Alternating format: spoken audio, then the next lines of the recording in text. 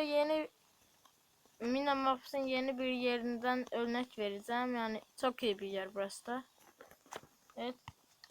Göstermeye başlayalım.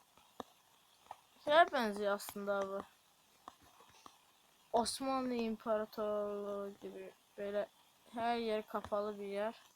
Yani çok iyi dizayn yapılmış. Burası sanırım kürsü gibi bir şey. Hayır, bura evden bir yeri. Ama toprağın üstüne nasıl böyle şeyler yazmışlar hala ben onu çıkartamadım. Yani toprağı kırıyorum, o toprağı geri alamıyorum. Hadi aldığımda da survival modunda. Üstünde bir şey olmuyor, normal toprak oluyor. Evet. Su falan çok iyi yapılmış.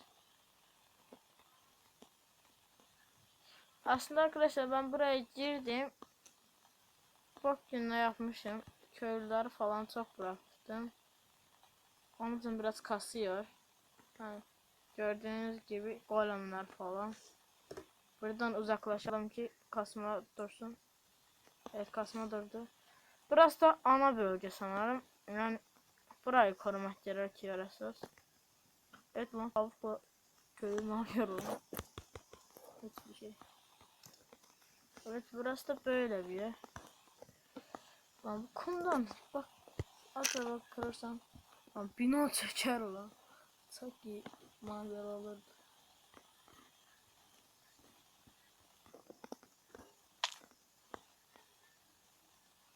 Çok iyi yapmışlar lan abi.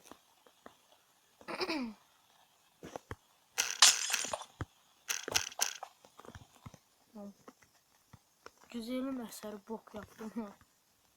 Evet, buradan da çıkalım. Ben burada bir yerde sanırım zombi veya insanlar oynuyordum. Ha, sıkılınca.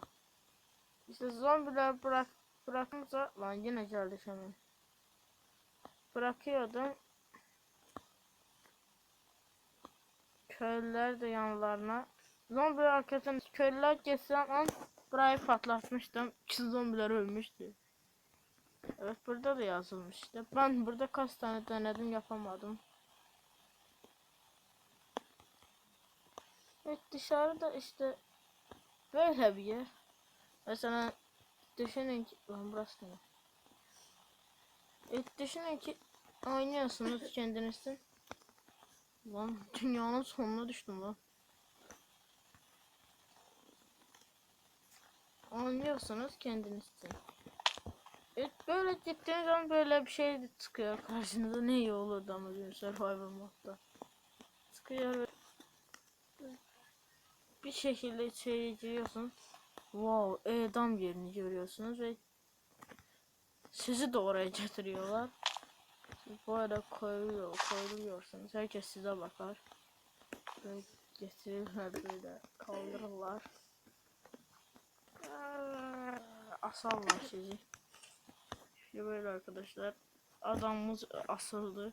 Şu an ölüyor. Öldürüyorlar onu. Boğuluyor. Tabii ki bu bir şaka. Evet, hadi gidelim. Ben bu Clash'ta izin vermedi lan. Video çekmemiz.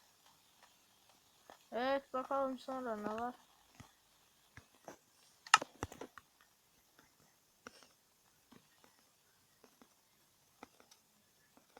Lan kalksana.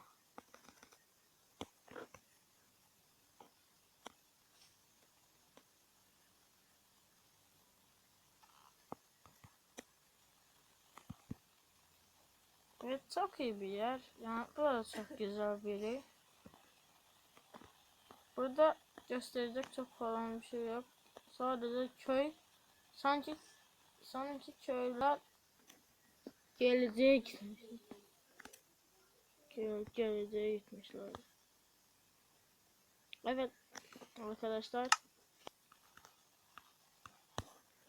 Bu modda bu kadar. Böyle duralım, evden yere düşsün. Evet, bu modda bu kadar. Hoşça